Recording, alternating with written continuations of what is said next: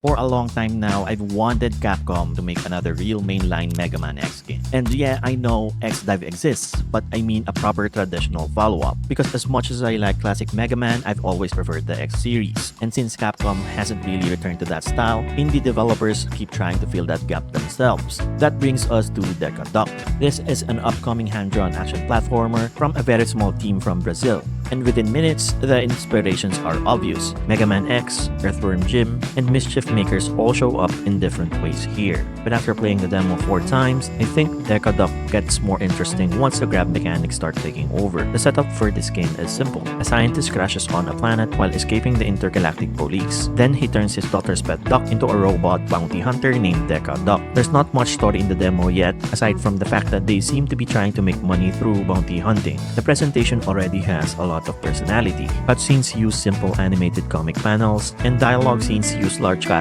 portraits with short voice clips instead of full voice acting.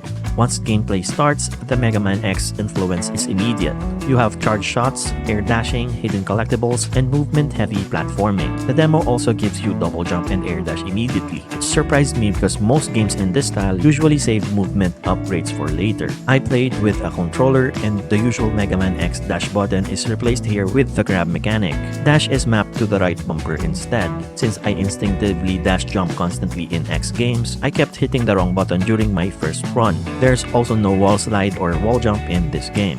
At first, that felt strange, but after replaying the demo several times, I started understanding why the game may not need them, and that is because of the grab mechanic. You can grab enemies from a distance and throw them in different directions. During later runs, I started throwing enemies underneath myself to extend my jumps and reach hidden areas. I found optional collectibles and secret sections that I completely missed during my first playthrough. The Steam page also mentions that different enemies can give DekaDuck different utility functions once grabbed. I did see some of that in the demo already through movement interactions and traversal tricks. What I didn't see yet is the boss ability system I was told about, where defeating bosses lets DekaDuck steal their powers, similar to Mega Man games. That part isn't shown in the demo, but it kinda makes sense given the structure the game is going for.